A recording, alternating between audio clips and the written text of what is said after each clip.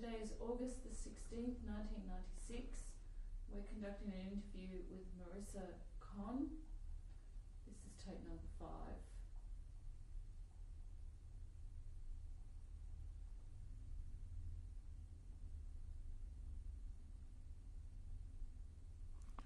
So we'll go back to you talking about holding the stones. And kneeling outside. On the other side of the barbed fence was a men's camp. And the men start to scream, "You terrible women, the freedom is coming." How barbaric you can be one to the other. And here I like to contemplate.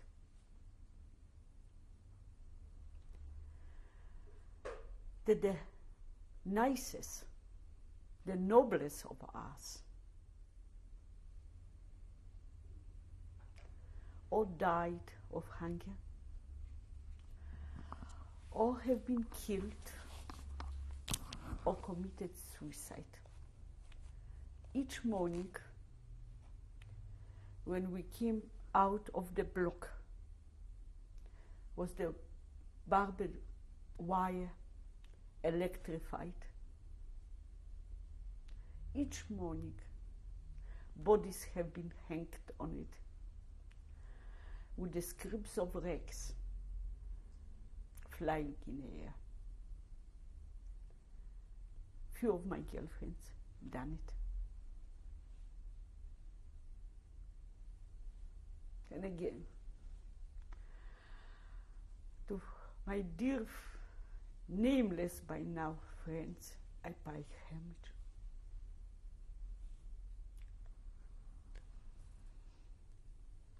So you told me that when you knew it was Rosh Hashanah when you were out holding the stones. Is that right? It was we find out from the men. And one day, they brought into our block a woman. They gave her a position to stay by the door with a stick and not to allow nobody out or in. Jewish New Year was then on, and she was one of the wife of a very important Hungarian rabbi. And she had a Bible or a praying book in her hand, praying all day, holding the stick in her hand, and automatically, whoever tried to run through, to hide over the head. For me, it became, if I didn't get once a day a hit over the head, I was saying that the day wouldn't be good. Did you know what her name was? No. And how would you go to the toilet, or how would you time out? It was a communal toilet with holes, and outside this toilet there have been all the transactions between men who came to maintain electricity or water or something, and the girls who came and to prostitute themselves. Did you see any of this happening? Yes, I saw.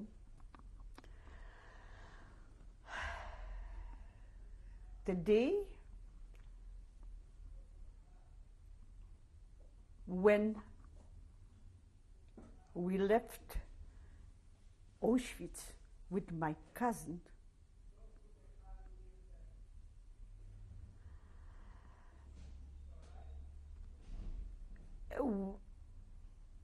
the camp, the Hungarian couples, they had in this block divided by carpets or something, their own establishment. They brought the soup in the morning and they didn't give it to us because a selection should be. A selection was nearly every day. Selecting people to work, but because we have been 5 with my auntie, we always asked not to be sent away because we like to be with our auntie, whether mother or auntie, I think.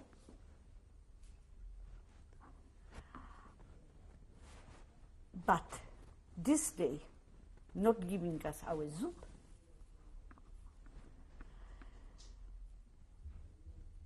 the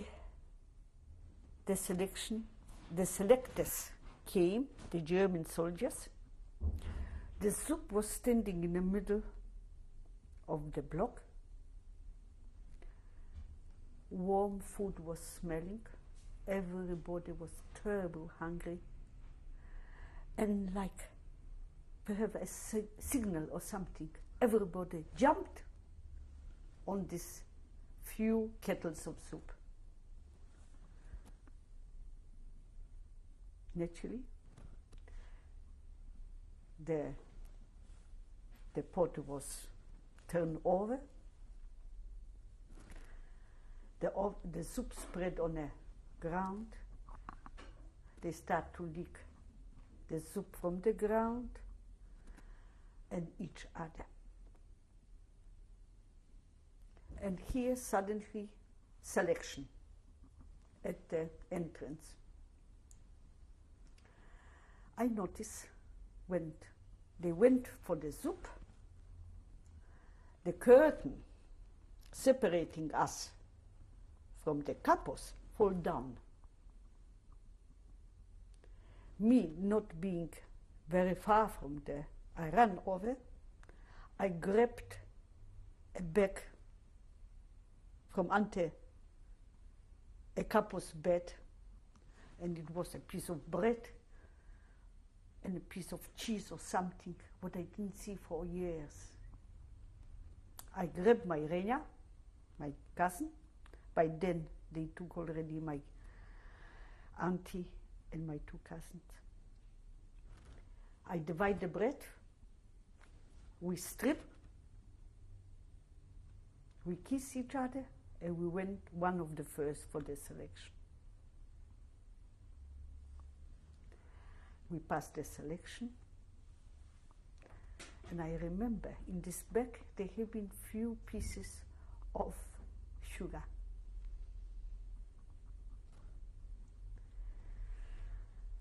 A friend of mine, what I was working together in this factory of shoemaking, she lost in Auschwitz, in this camp, her lovely sister. She was few years younger than her. And it was terrible for her. It was day before the selection, and she was in a terrible state. And I gave her there, after the selection, a piece of sugar. When we came to the labor camp, from time to time, she gave me a piece of potato or something because she was selected to work in the kitchen. You told me about how someone saw your ring and they tried to offer money or something. What? The ring, someone saw it? You asked me to tell you about this girl with the scarf and underpants. Because in the blocks, I was in 2 or 3, shifted from one to the other one. In one block, we have been sleeping on the ground. And one day, it wasn't sleeping. It was like a bad dream. I put my head up, and a girl was passing over my head, and she was wearing underpants. And I look up, and she was wearing a little scarf. It was something very, very unusual. As it happens, I found out later on that she was Majunia, my best friend, and Adolek's sister, whom he met after the war, straight after the war, because only from these two camps, labor camps, what we have been taken out of Auschwitz, of about nearly perhaps 1,500 people, a father found his daughter, and Adolek found his sister. And from her, I found out that she was the girl with the underpants and the scarf, because she had a diamond too, and she gave to one of the couple her diamond for a pair of underpants. But you didn't want to give yours away? Never. I would never. You know, my separation with my mother was easier because I had her with me. And I must be very truthful to say that somehow it was a small relief. I didn't know where my mommy goes, that perhaps she wouldn't share her food with me anymore, that I wouldn't have this agony of fighting her to give everything to me in the first resort. But when we arrived to the block eldest, the couple, it was nearly night, I remember, and we saw the bloody smoke coming from a chimney somewhere. And she was saying, "You see? The smoke there. They are burning you nearest ones. And us, what a terrible woman. We still, after 4 years of ghetto, we had, the German for us had this reputation that they are the clean ones. They are burning our clothing, not even imagining, not allowing that idea to come to our head that they are burning us." So what would you do in the course of a day in the camp? What was the day like? Now, they have been waking us about, I will say, 5 or 4:30 in the morning, giving us some sort of warm water or tea, and they say it was some medication in it, broom or something. Then we have been taken outside, counting, recounting for hours.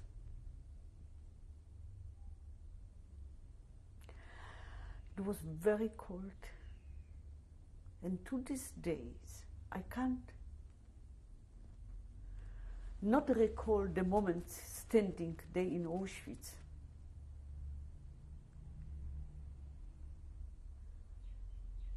Looking at the smoke coming out from the German hut and not recalling my terrible experiences. Then they after counting, they gave us our bread, a piece of bread and something to eat. And then they let us outside the block to sit in a mat, dry mat. And then afternoon, they gave us a soup, I think, counting again and into the blocks. What would you do while you were outside? One day, I decided, when I received this piece of bread, I was devouring it straight away. But one day I say, no, I'm going to hide a little piece of bread for later on, because I was very, very hungry. I will leave it for early morning. And I put it here again, between my décolleté black dress, and sleeping on the ground. Every few minutes I was touching it, my piece of bread. In one moment it disappeared, and I start to cry, please give me my bread back. I was so brave to keep it for morning because I'm so hungry. Please, give me my bread back. In the darkness, suddenly a hand touched my body and put back my piece of bread. For me, it is a symbol that after all, we human beings, we have some humanity in us.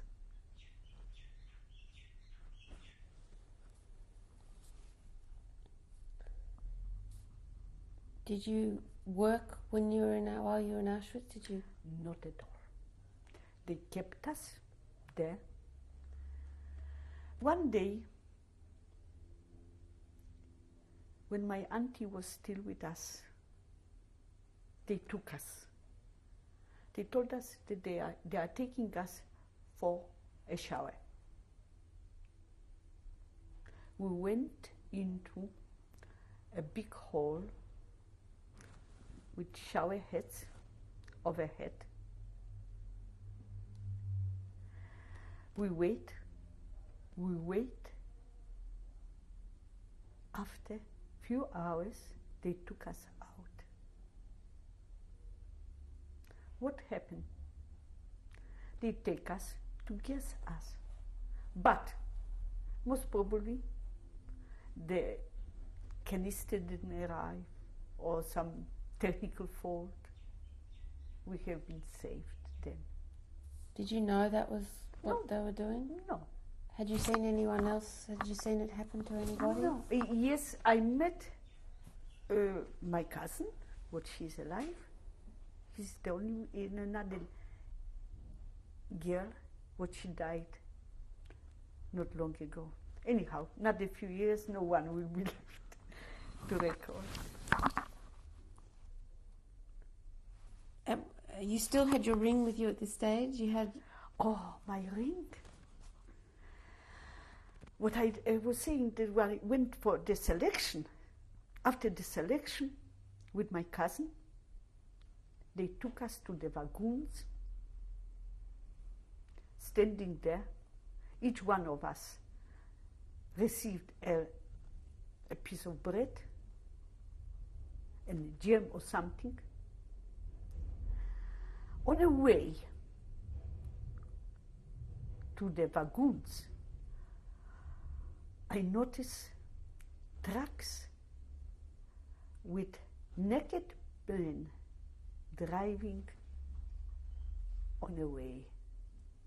Trucks with naked men. Inside? Yes, standing up. When they took us to the wagon, some of the girls, what they have been the lucky one, what we found out later on, that we have been lucky, became hysteric. They started, one of them, an intelligent girl, You know what, I came to a conclusion? That education doesn't make a person better. Because in my experience, a plain shoemaker came over one day in the ghetto to my mother, brought her a pair of shoes for me, because by then I didn't have any shoes at all, and gave a pair of shoes to my mother to give it to me. How noble they have been. But in the other way, I notice, educated girls behave shockingly. Very selfish, fighting only for their own life. This girl, matter of fact, would bite the other one. Her wounds on her legs became infected later on. That's all. So you were talking about the selection, and you managed to, you were taken somewhere in the... We have been taken by the waggons. We have been taken to Sudetenland, to a labor camp in Halbstadt, mezi miasto in Czech. There, because my cousin was tall, still healthy looking, they took her to a very heavy work in Philippine, many machines, making parts for time bombs. Having the Auschwitz experience, losing already everybody, I went over asking, could I be together with her? And I joined her in this Finkbein. I was working there. The work was very hard. I was already very weak. I lost control over my kidneys. I was making a hole in a stainless steel bell. The metal was flying everywhere on my body. I still have some marks of a burned body, pieces of my body.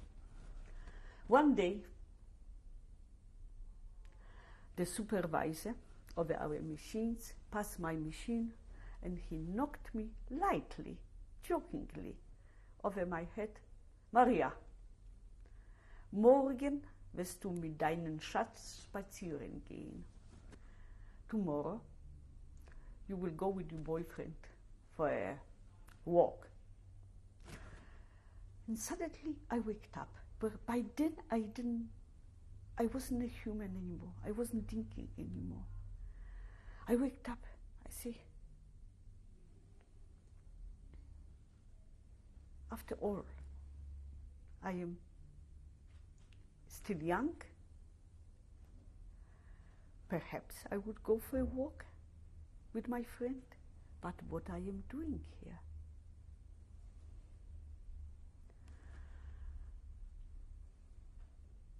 Till today, for me, it's very important, the quality of life. Even today, I am able to go to the utmost.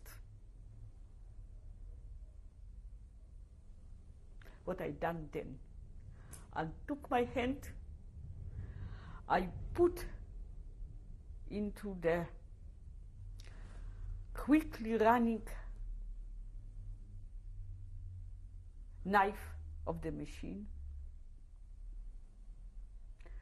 The blood spread everywhere. I fall down. Quickly they took me away. They put my hand, mercifully, in a rack what we have been cleaning the machines, but not covering our body. And they put me in a corner somewhere. I felt asleep. I waked up in a camp. The only help what I got, it was so-called doctor there. She gave me some bandage like a toilet roll around my hand. And it was a little room, about 8-10 beds have been standing there. And when I pass to the doctor to clean my wound, one day, after a few days, I noticed big eyes staring at me from one of the beds. And I say, hello. The girl say hello to me. Next day, I ask her, what's your name? Halinka. Your name? Marysia.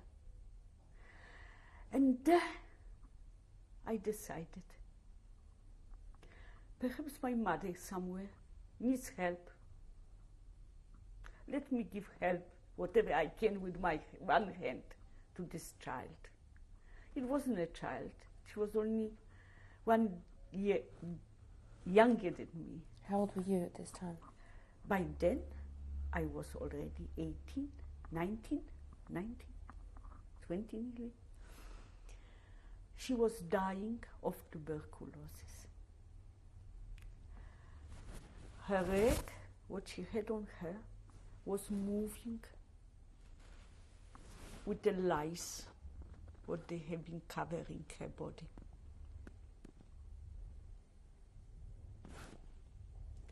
Once a week, we had hot water.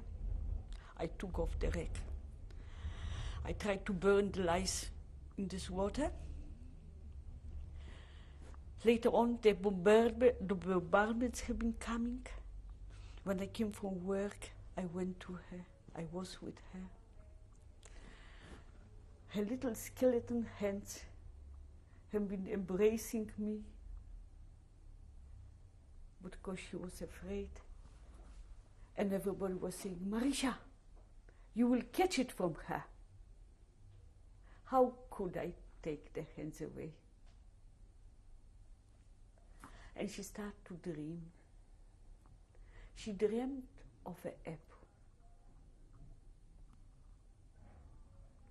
And I decided, when they took me back to work, to ask one of the soldiers what was going around controlling us with a bayonet on, to give me an apple. And I was constructing these few German sentences for a week. And then I selected one whose face was more human. And I stopped her. And I asked her, please, in the revier, a child is dying. She dreams to get an apple. Please, give me an apple. But not to bring notice of the other ones. She started to scream at me, you dirty this, bloody this, stupid this. But when I came from work, this child received from this German woman soldier an apple.